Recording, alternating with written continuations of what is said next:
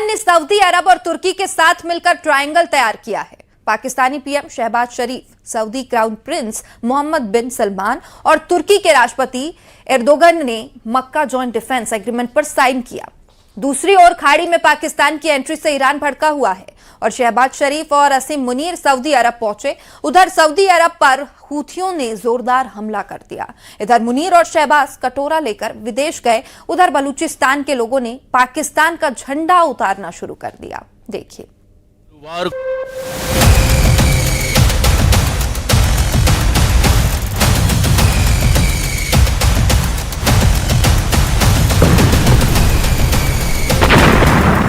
गुरुवार को हूथी विद्रोहियों ने यमन और सऊदी अरब में एक साथ बड़े हमले किए। पहला हमला यमन सरकार के मिलिट्री ठिकानों पर हुआ। पूर्वी यमन में सरकारी सेना के 3 सैन्य ठिकानों पर मिसाइल और ड्रोन से हमले हुए। बैलिस्टिक मिसाइल और ड्रोन से हुए जोरदार हमले में 58 सैनिकों की मौत हुई, दर्जनों इसमें घायल भी हुए। हमले को हाल के सालों में हूथियों की सबसे बड़ी सैन्य कार्रवाइयों में गिना जा रहा है। हमला जहां हुआ वो इलाका सऊदी समर्थित सरकार का सबसे मजबूत गढ़ माना जाता है। यमन में ईरान समर्थित हूथी विद्रोहियों के बड़े हमले के बाद गृह युद्ध भड़कने का खतरा और ज्यादा बढ़ चुका है। दूसरा हमला सऊदी अरब के नजरान में हुआ है। सऊदी अरब में हुए हूथी के हमलों में 11 लोग घायल हो गए। हमलों के बाद नजरान के कई हिस्सों में आग लग गई।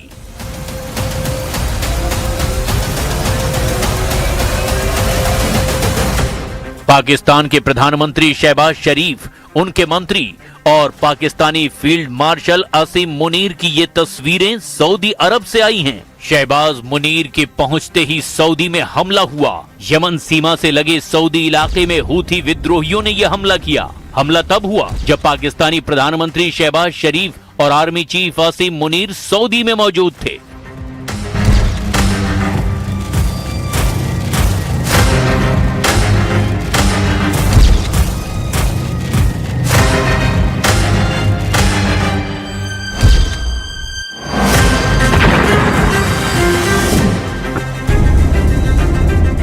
यमन और सऊदी अरब में हुए हमलों की टाइमिंग कई सवाल खड़े कर रही है, क्योंकि हमला तब हुआ जब प्रधानमंत्री शहबाज शरीफ और फील्ड मार्शल असीम मुनीर सऊदी अरब और तुर्की के साथ रक्षा का ट्रायंगल बनाने सऊदी अरब आए थे। पाकिस्तान और सऊदी अरब के बीच पहले से ही रक्षा स्ट्रेटेजिक म्यूचुअल डिफेंस एग्रीमेंट है। अब ऐसी ही तिकड़ी तुर्की के साथ बनाई गई है। पाकिस्तान के प्रधानमंत्री शहबाज शरीफ, सऊदी क्राउन प्रिंस मोहम्मद बिन सलमान और तुर्की के राष्ट्रपति रेसेप तैयब एर्दोगन ने इस समझौते पर हस्ताक्षर किए हैं, जिसे ट्राइलेटरल म्यूचुअल डिफेंस एग्रीमेंट यानी कि मेका पैक्ट का नाम दिया गया है। समझौते के तहत तीनों में से किसी भी एक देश पर हमला तीनों देशों पर हमला माना जाएगा। तुर्की, सऊदी अरब और पाकिस्तान के इस रक्षा समझौते को इस्लामिक नेटो भी कहा जा रहा है। हालांकि पाकिस्तान का दावा है कि ये ट्रायंगल किसी देश के खिलाफ नहीं है, जबकि पूरी दुनिया जानती है कि ये तीनों ही देश इस्लामिक मुल्कों में आतंकवाद के सबसे बड़े संरक्षक हैं या फिर रहे हैं। सऊदी अरब वहाबी विचारधारा का सबसे बड़ा पोषक है। ईरान ने 90 के दशक में पूरी दुनिया में आतंकवाद की फाइनेंसिंग की, जबकि पाकिस्तान तो आतंकवाद का जन्मदाता और संरक्षक देश है। वहीं तुर्की कट्टरपंथी इस्लाम की नई फैक्ट्री बन रहा है। ऐसे में सवाल है कि अब ईरान और इजराइल क्या करेंगे, क्योंकि इस समझौते की टाइमिंग पर सवाल खड़े हो रहे हैं। पश्चिम एशिया पहले ही सुलग रहा है। ईरान के खिलाफ ट्रंप का युद्ध खत्म नहीं हुआ है। गाजा और लेबनान पर इजराइल की बमबारी खत्म नहीं हुई और अब लाल सागर में भी जहाज जलने लगे। ऐसे में एक मिलिट्री गठजोड़ की नजर से सऊदी अरब इस ट्रिपल गठजोड़ में पैसे से यानी फंडिंग से मदद कर सकता है। तुर्की एक मजबूत ड्रोन पार है, आधुनिक हथियार बनाता है, यानी नई टेक्नोलॉजी में तुर्की मदद कर सकता है। पाकिस्तान के पास मिसाइल है और उसके पास परमाणु बम भी है और बड़ी फौज भी मौजूद है। ऐसे में 3 सुन्नी देशों का रक्षा गठजोड़ करना ईरान और हूथियों के लिए टेंशन वाली बात है। ऐसे में सवाल यह है कि इन तीनों देशों की डिफेंस वाली दोस्ती के टारगेट पर आखिर कौन है। सवाल ये भी है कि पाकिस्तान का इस्लामिक नेटो फेल हो गया।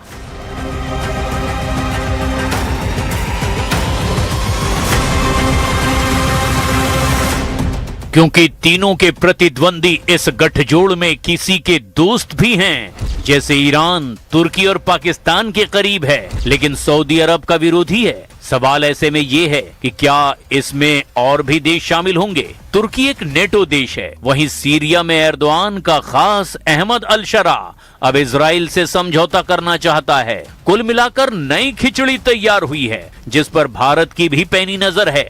विदेश मंत्रालय के प्रवक्ता रणधीर जायसवाल ने बताया कि सरकार इस मसले पर नजर रखे हुए है।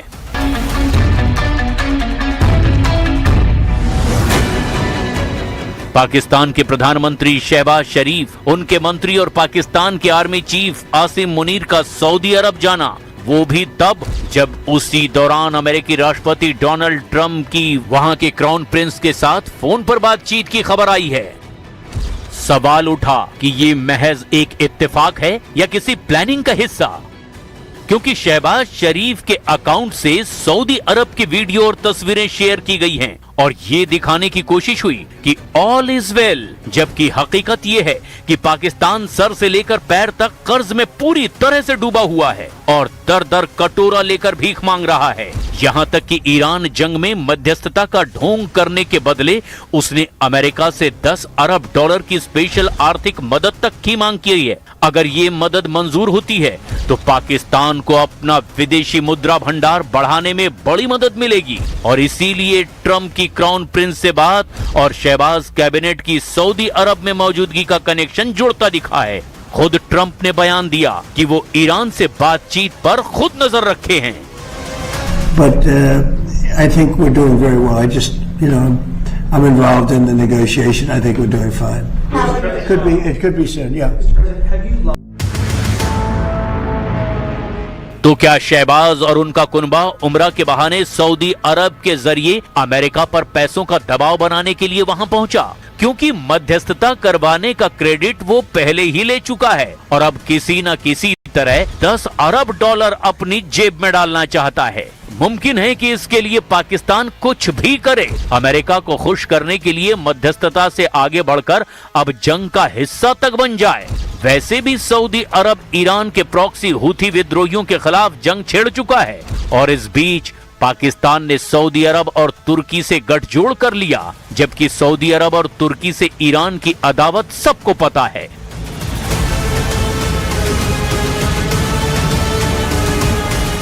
ये अलग बात है कि कटोरा लेकर घूमने वाले और रक्षा समझौतों का ढिंडोरा पीटने वाले शहबाज मुनीर पर घर में ही दोहरी आफत आई हुई है।